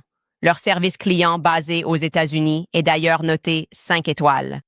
Leur équipe permet à une famille moyenne de 4 personnes d'économiser plus de 1 000 $ par an. C'est le moment idéal pour choisir Pure Talk. Vous ne paierez que 15 $ par mois pendant vos 3 premiers mois, quel que soit le forfait. Rendez-vous simplement sur puretalk.com Owens pour profiter de cette offre. Encore une fois, rendez-vous sur puretalk.com Owens pour commencer à économiser dès aujourd'hui. D'accord, il y a tellement de choses que je veux dire à propos de la réaction sur Internet. C'était fantastique. Tout d'abord, je ne pense pas que la gauche et la droite aient jamais été unies sur quoi que ce soit. Mais dans notre perception générale de ce que Turning Point USA est devenu, nous sommes unis, vraiment. Il a été tellement mauvais, même les néocons ne voudraient pas y toucher. Le mieux qu'ils ayant pu faire pour Andrew Wilson, c'était de dire que c'était irregardable. Personne, je n'ai même pas pu le regarder. Donc, peu importe la performance de chacun.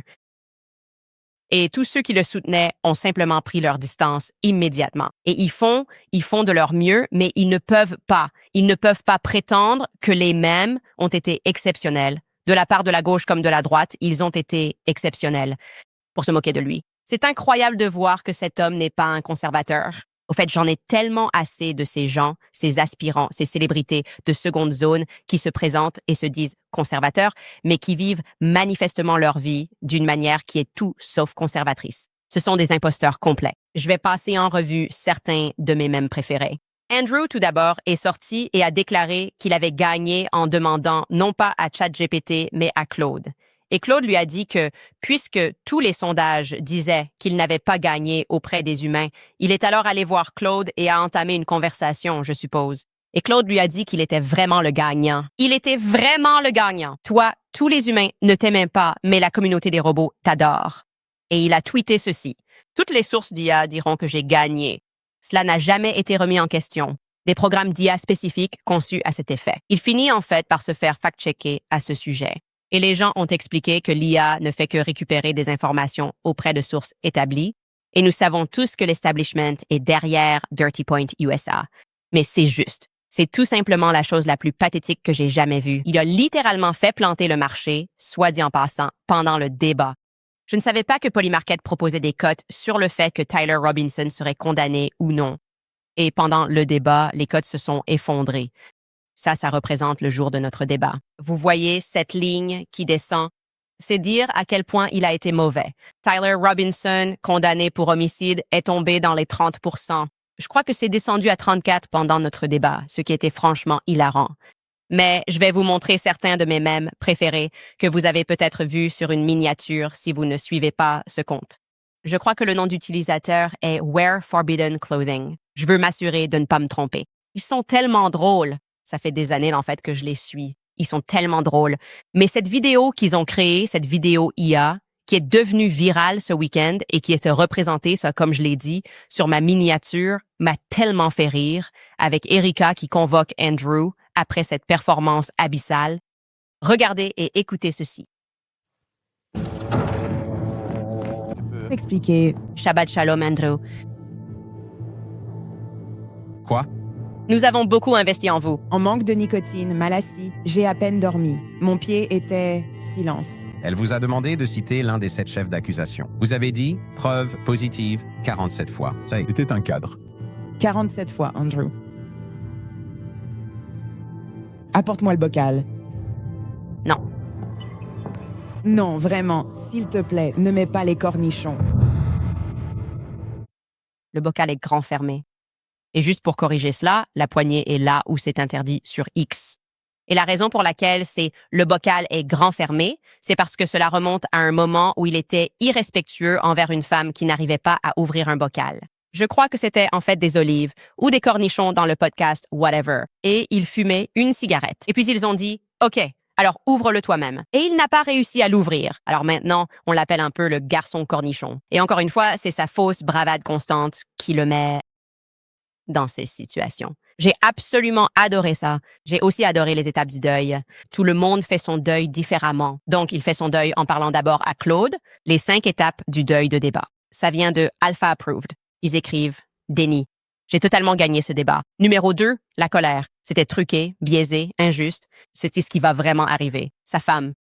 Numéro 3, le marchandage.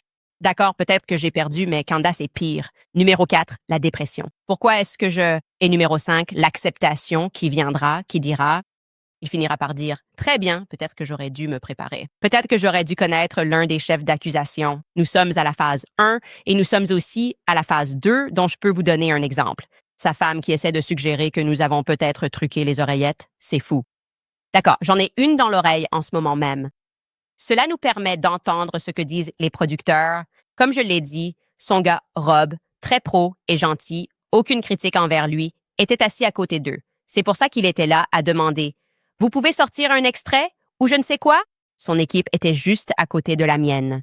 Et ses oreillettes ne fonctionnent pas à plus de 15 pieds de la régie. Donc il, et Andrew vous le confirmera, à chaque fois qu'il se levait, il devait la réinitialiser. Elle ne fonctionne pas. Donc, il n'y a personne d'autre qui pourrait éventuellement vous parler à l'oreille à cause de la structure de nos murs. Bref, Rachel répond « Qui est ça? » Genre, sa femme horrible répond à quelqu'un qui essaie de prétendre que je recevais des instructions pour cette dernière question, parce qu'ils ont encore du mal à accepter ça. Est-ce qu'on soufflait des réponses à Candace Owens? Quelque chose dans le débat a attiré mon attention. Candace et Andrew semblaient tous deux porter des oreillettes. Alors, à quoi servent-elles vraiment? Et ils passent un peu tout ça en revue. J'ai fini par les rendre complotistes. Ils nous traitaient de complotistes. Puis ils fouillaient mon téléphone, persuadés que je trichais par SMS. C'est dingue. C'est une victoire sans appel. C'est une victoire sans appel. Finir sur sa théorie du complot. En réalité, quand il est revenu à ma chaise, je m'étais à peine levée. Je ne me suis levée qu'une seule fois, alors que lui se levait à chaque pause. Je ne me suis pas levée. J'étais en train de tweeter. Vous m'avez vu tweeter juste avant ça. J'ai envoyé un seul tweet. Je n'ai envoyé de SMS à personne pendant tout le débat parce que j'étais concentrée. J'étais très concentrée. Mais je me suis dit, je vais tweeter, je suis sûre de gagner. Quand il est revenu, il m'a vu faire et a cru que j'envoyais un SMS. C'est très drôle. Et devinez quoi? La réponse à une théorie du complot? Je lui ai fait une démonstration. Voici mon téléphone. Répondez simplement à la question. Mettez la personne à l'aise. Vous n'avez pas besoin de vous emporter. Et c'est la seule chose que Turning Point USA ne veut absolument pas faire, répondre aux questions. Ils veulent juste envoyer ces The Bad Bros, je suppose. Mais c'était absolument hilarant. J'ai trouvé ce mème fantastique. Nous avons aussi créé notre propre mème parce que j'avais l'habitude d'être contre les vendus de Turning Point USA, mais lui est différent. Je ne veux pas que quiconque qualifie Andrew Wilson de vendu rémunéré. Andrew Wilson n'est pas un vendu rémunéré. C'est comme le mème de Drizzy. TPUSA qui envoie des vendus rémunérés, pas cool. TPUSA qui envoie des vendus qui paient. On est pour. On est pour. Envoyez-en plus, Turning Point. C'est comme ça que vous leur montrerez. Payez 100 000 $ de l'heure pour être embarrassé. Génial. Quelle excellente idée. C'est incroyable. C'est mon nouveau tarif. 100 000 $ si vous voulez que je vous embarrasse. Il doit aimer ça ou quelque chose comme ça. Bref, sa femme avait répondu à ça. Et elle a fait semblant, genre, elle a essayé d'en rajouter. Genre, je sais qu'ils avaient des casques, mais je ne suis pas vraiment sûre de pourquoi ils avaient ces casques. Je crois que le contrat stipulait que chacun d'eux était autorisé à porter une oreillette. C'est juste un mensonge. Pourquoi mentent-ils autant? Pourquoi mentent-ils tout le temps? Non. Les oreillettes que lui et moi partagions, gauche et droite, n'étaient que pour un producteur, nos producteurs. Nous entendions tous exactement la même chose et PBD avait une ligne directe avec eux. Ensuite, cette citation était hilarante car évidemment Stephen Crowder est impliqué d'une manière ou d'une autre là-dedans. Et vous savez, de ne jamais grandir. Et lui, quand il a fait, je suppose qu'il était au téléphone avec Andrew Wilson juste après le débat, il lui parlait. Il a en quelque sorte essayé d'insinuer que l'une des manières dont nous avons tenté de lui nuire était de ne pas lui fournir de services de coiffure et de maquillage. Parce qu'il avait l'air de transpirer, comme si c'était notre faute ou quelque chose du genre. Écoutez cet échange absurde. Est-ce qu'ils t'ont fait le coup de Nixon JFK? Parce qu'elle a toute une équipe de stylistes et de maquilleurs. Est-ce qu'ils t'ont maquillé et genre, non, t'avais l'air un peu... Refusé. T'avais l'air brillant. Refusé. T'avais l'air brillant. Refusé. Tu avais l'air un peu brillant. Ouais, j'avais l'air un peu brillant. Ça arrive. Je ne sais même pas quoi dire à ce sujet. C'est comme... Avant tout, nous n'avons pas, encore une fois, affirmé quelque chose avec assurance tout en mentant. Je sais qu'ils ont un service de garde-robe. Nous n'avons pas, et nous n'avons jamais eu de service de garde-robe. Nous n'avons pas de maquilleur à plein temps. Nous n'avons pas de coiffeur à plein temps, rien de tout ça. Donc, entre les prises, je m'occupe toujours de moi-même. C'est tout. Tout le monde sait que c'est ma cousine qui me coiffe. C'est elle qui me fait des brushings et qui s'occupe de mes cheveux. Les gens le savent depuis des années, depuis avant même que je sois podcasteuse. Elle ne s'est pas occupée de mes cheveux et notre maquilleuse était en fait en congé ce jour-là. Elle fait des mises en beauté rapide, cela dit. Donc c'est comme, le matin, elle vient et ensuite elle repart. Donc, pour en venir au fait, pour PBD, quelqu'un venait, prenait l'avion pour nous rendre présentables, lui et moi. C'est à quel point ces gens cherchaient des excuses, essayant de trouver une conspiration pour faire croire qu'il y avait quelque chose d'injuste. Si tu as l'air luisant, prends un miroir. Au lieu de sortir, de prendre une cigarette, de fumer, et, tu sais, de te poudrer le visage toi-même. Je ne sais pas quoi vous dire. Nous sommes une petite équipe et nous ne le sommes tout simplement pas. On ne se soucie pas de ce genre de choses. Nous ne voulons pas dépenser une tonne d'argent dans des choses pour nous donner de l'importance. Et mon préféré parmi les prétextes, c'était sa femme. Admettre.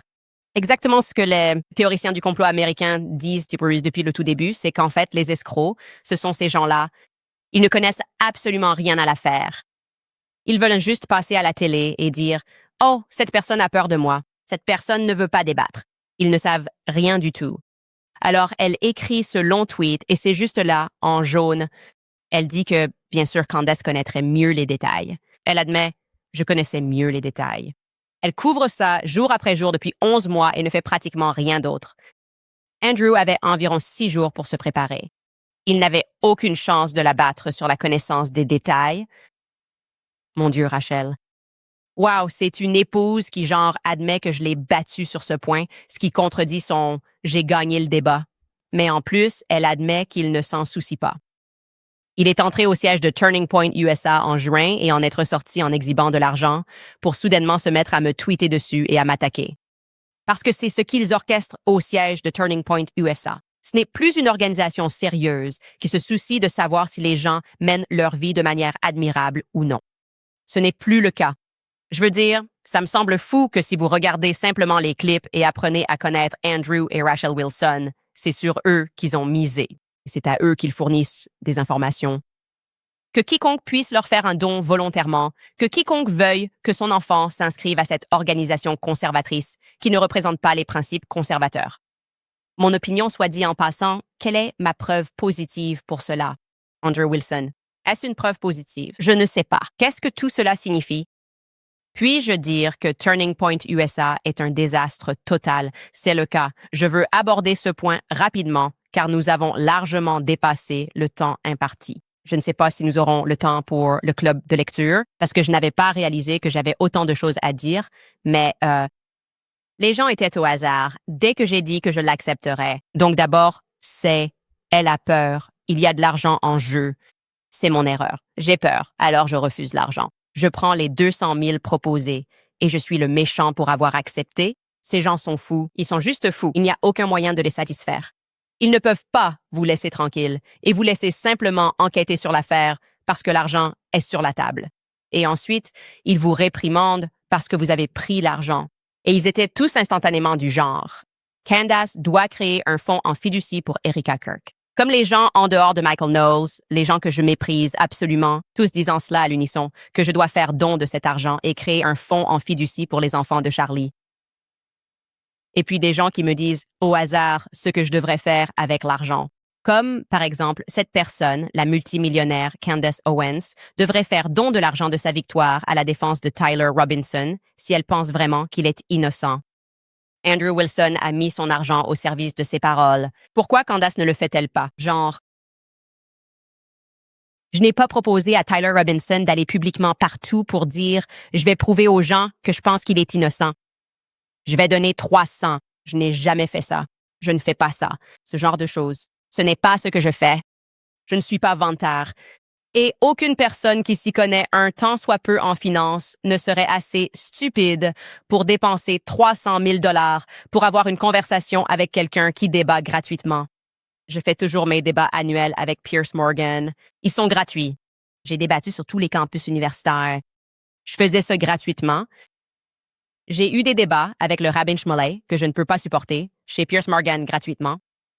Et donc, c'est tellement intéressant qu'en fait, toute ma vie, tout ce que ces gens font, c'est de m'envoyer des messages gentiment et respectueusement pour demander un débat. Personne n'a besoin de jeter de l'argent. Ça marche comme ça. J'ai animé des débats sans jamais d'argent. C'est unique parce que Turning Point USA me déteste tout simplement à ce point. Et nous sommes, évidemment, Blake Neff et Andrew Colvette le retweetaient alors qu'ils s'en prenaient à moi et offraient de plus en plus d'argent. Et maintenant, ils pensent que la solution à cela est que j'ouvre un fonds de placement pour les enfants de Charlie, ce qui, d'une certaine manière, je sais que ce n'est pas le cas, mais ça ressemble à du blanchiment d'argent. L'organisation qui me traque, vous voulez que je donne ensuite l'argent à la personne qui en aurait le contrôle, ce qui, au début, serait bien sûr Erika. Tout d'abord, ce que je veux dire, c'est qu'il y a peu de choses que je méprise plus que la fausse altruisme. Les gens qui font de la charité dans le cadre d'un programme de relations publiques et non parce que c'est nécessaire ou utile. Et les enfants de Charlie Kirk étaient déjà multimillionnaires de son vivant. Et cela a augmenté à sa mort. Beaucoup de gens ont ouvert des fonds en fiducie, ont collecté de l'argent. La dernière chose dont les enfants de Charlie Kirk ont besoin, c'est de plus d'argent. Ce dont ils ont besoin, c'est d'un parent stable. Et malheureusement, je ne peux pas leur offrir cela. C'est vrai, je ne peux pas leur offrir cela. Maman ne veut pas être à la maison. Papa ne peut pas être à la maison. Et la seule chose dont ils ont besoin, ce n'est pas d'une bande d'influenceurs qui les utilisent comme argument et suggèrent que 300 000 de plus pourrait vraisemblablement faire une différence. Comme je l'ai dit, tout ça semble louche. C'est comme si ceux qui ont lancé cette chasse cherchaient à créer une pression sociale pour vous forcer à rendre l'argent. Genre, je ne peux tout simplement pas accepter ça. Alors, à la place, ce que j'aimerais annoncer que je fais avec mon argent, jusqu'à présent, ce que j'ai décidé, outre le fait que je suis allée au Waffle House ce week-end, c'est que je vais m'occuper des personnes qui se sont occupées de moi. alors que cette organisation s'est fixée à envoyer des influenceurs, fait partie intégrante de ces discussions de groupe qui se réunissent pour protéger Erika Kirk, des gens qui ont tenté de faire en sorte que nos enfants se sentent en insécurité, qu'ils ont soutenu, retweeté, appuyé. Je vais prendre soin de ces personnes, des gens comme ma sœur. Si vous voulez une organisation qui recevra de l'argent de ma part, ce sera l'Église catholique, les prêtres, ceux qui se sont occupés de moi émotionnellement quand je m'effondrais, avec la réalisation que Charlie et tout ce pourquoi il avait travaillé, il a été trahi. Il l'a été. Charlie a été trahi. Tout le monde peut le voir. Vous le trahissez chaque jour en faisant ce genre de choses. Vous trahissez ce qu'il était. Vous trahissez les amitiés qu'il avait. Vous mentez constamment sur qui il était, sur les choses auxquelles il pensait. Je ne vais recevoir aucune instruction de Turning Point USA ou de l'un de leurs affiliés ou de l'un de ces chiens néocons qu'ils envoient sur ce que je devrais faire de l'argent. Ça n'arrivera tout simplement pas. Donc, ouais, je vais m'occuper de mes sœurs, je vais donner de l'argent à l'Église catholique et je vais décider ce que je veux faire. C'est tout. C'est vous qui avez offert l'argent, c'est vous qui l'avez retweeté. Et donc, par conséquent, c'est à moi. Vous pouvez vous épargner tout votre faux altruisme. Pourquoi vous ne donnez pas plus d'argent à cette organisation? Parce qu'au vu de la direction qu'ils prennent, je ne vois pas comment cette organisation sera encore là dans 10 ans. Je le vois s'effondrer et brûler comme tout le monde. Et comme je l'ai dit, pour la toute première fois, la gauche et la droite sont unies dans leur dégoût pour ce que cette organisation est devenue. Et ce n'était pas un sentiment que les gens avaient à droite. Surtout au lendemain de l'assassinat. Donc, c'est vous qui avez fait ça. C'était votre défaite, votre échec, et c'est tout ce que j'ai à dire à ce sujet. Nous serons de retour après une courte pause. Très bien, les amis. Avez-vous des arriérés d'impôts? Avez-vous des années de déclaration non déposées? Vous galérez chaque année avec votre déclaration et votre solde grimpe? Ou un retrait de 401K ou IRA a déclenché une facture fiscale surprise? Peu importe la cause, les pénalités et intérêts de l'IRS s'accumulent chaque mois. Sans plan immédiat, vous risquez de devoir encore plus à la prochaine saison fiscale.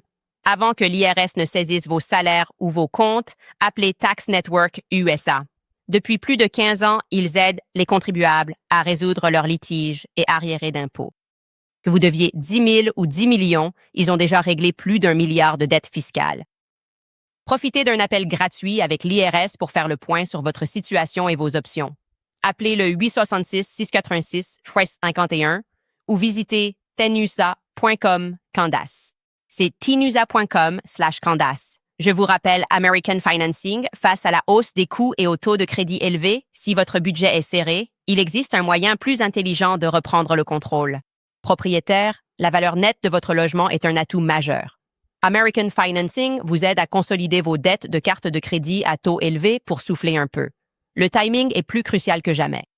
Avec la hausse probable des taux en septembre, attendre pourrait vous coûter cher. À 5 %, c'est le meilleur moment pour économiser. Consolidez vos dettes à 20 % pour réduire considérablement vos mensualités. En fait, les emprunteurs d'American Financing économisent en moyenne 800 $ par mois. Imaginez ce qu'un tel flux de trésorerie pourrait apporter à votre famille.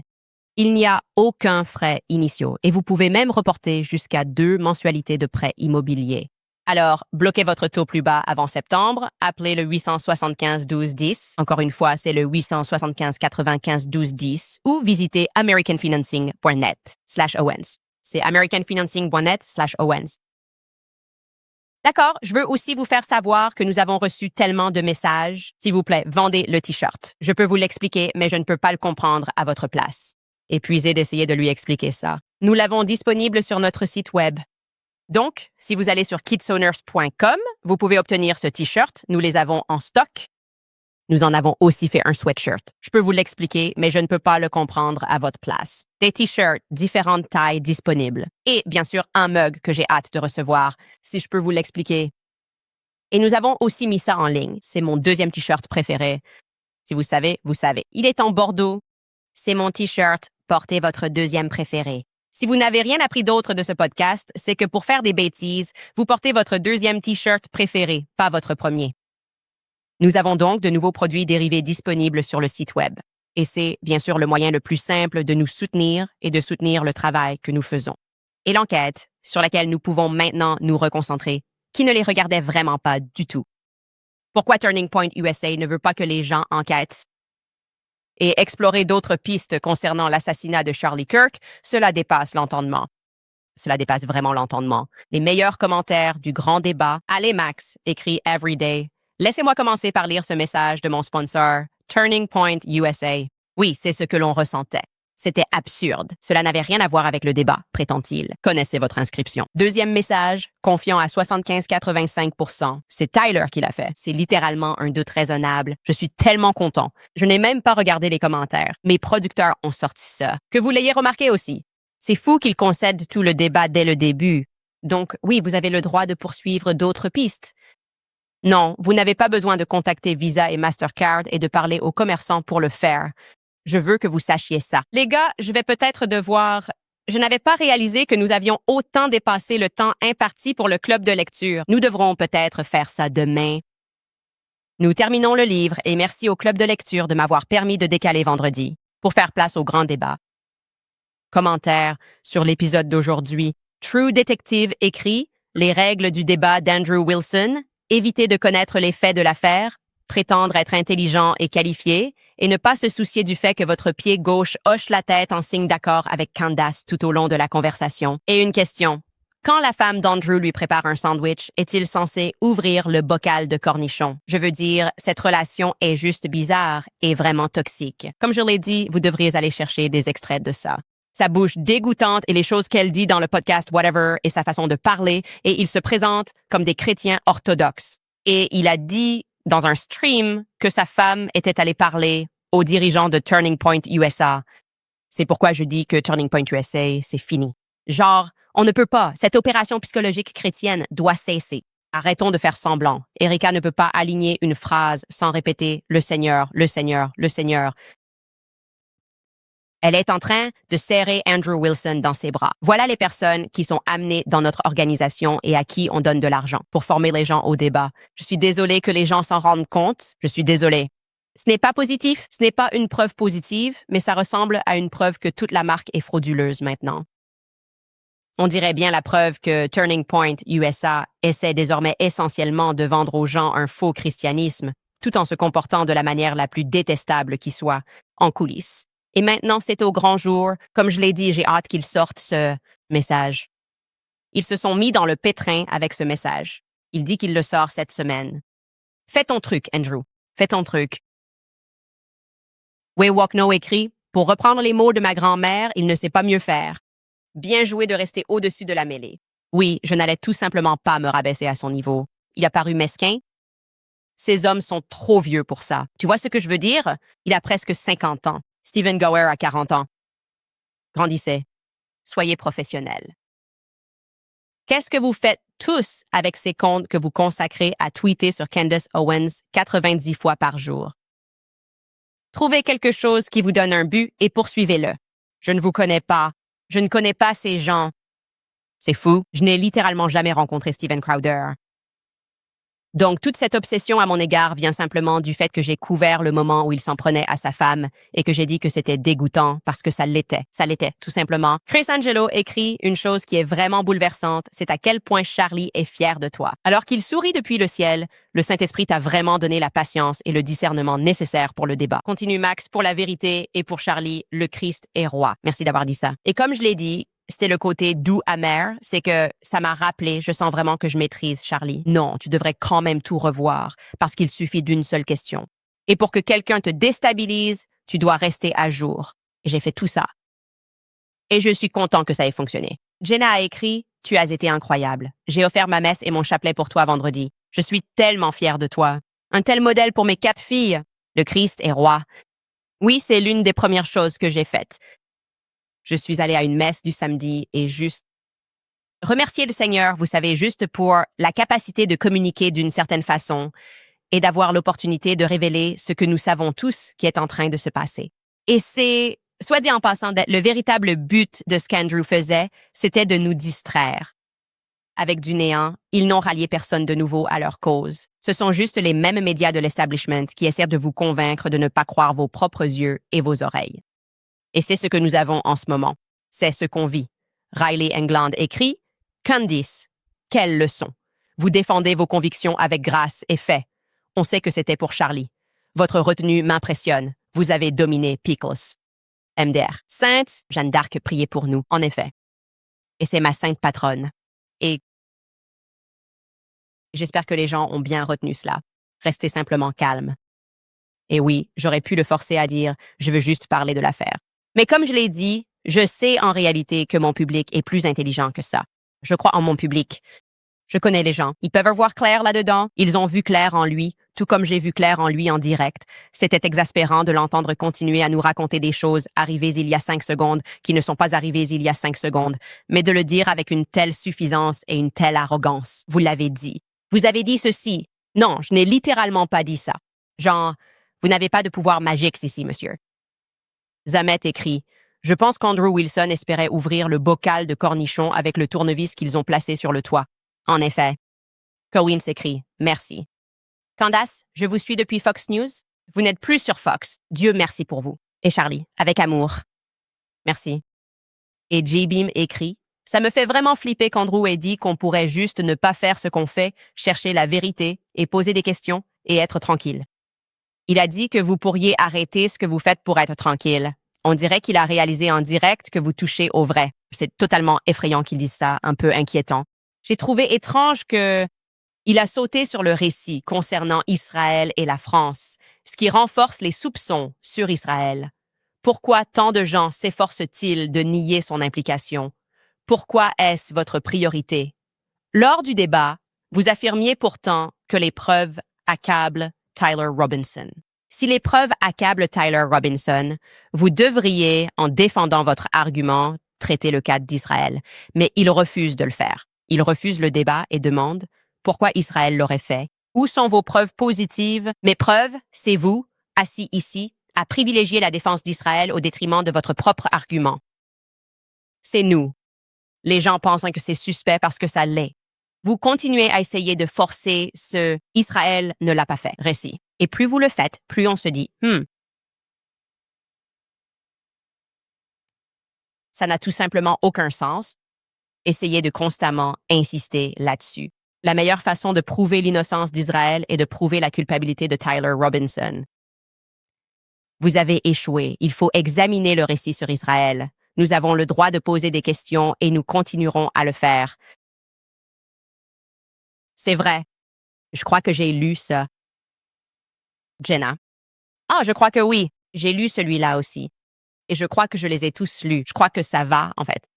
Seven Sheets était celui qui me manquait. Seven Sheets dit « Je peux l'expliquer, pas le comprendre à votre place. Il nous faut des produits dérivés. Ça restera dans l'histoire des débats. Bravo. Pour votre courage, une fois de plus. Mais ils doivent réaliser que nous sommes une légion juste derrière vous. Dieu est avec vous.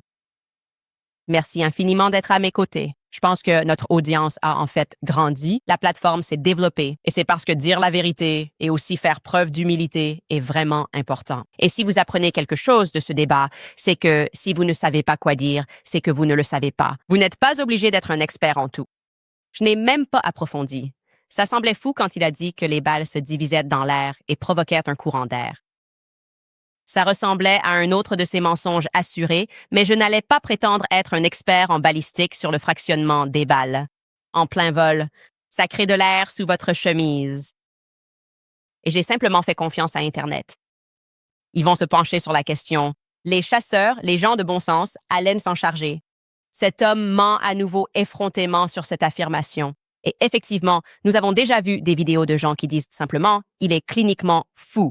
Des vétérans de l'armée de l'air m'ont écrit « Je n'arrive pas à croire qu'il ait dit ça sur votre plateforme. » Et c'est là tout l'intérêt. C'est ainsi que nous grandissons.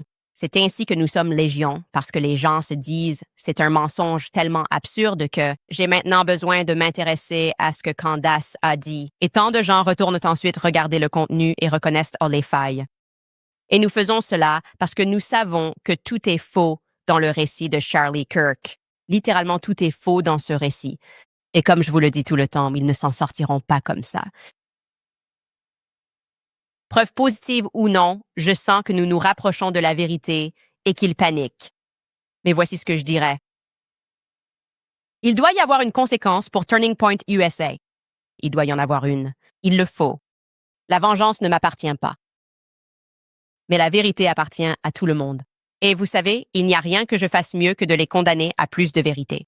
Alors soyez enthousiastes, car demain, nous prononcerons une condamnation. Turning Point USA a plus de vérité, ce qu'ils veulent, plus de vérité et de transparence, n'est-ce pas? Vous envoyez un parfait malpropre chez moi pour débattre avec moi, pour me manquer de respect, en n'étant tout simplement pas honnête et franc sur qui il voulait amener ici. Pour violer nos règles interdisant de filmer là où mes enfants jouent. Nous lâchons plus de vérité. C'est tout. C'est tout. Quand Erika dit ça, c'est tout. C'est tout. Bref, ce sera pour demain. Je suis déjà très en retard pour le club de lecture. Est-ce qu'on peut le faire demain, Sky? On peut vérifier le calendrier. Je ne sais plus quand je fais ça. Je crois que je participe à l'émission de Dave Smith, c'est ça? C'est ça, à midi. OK, attendez, les gars. Il faut que je vous note dans le calendrier. Donnez-moi juste une seconde. Mercredi, ce n'est pas possible.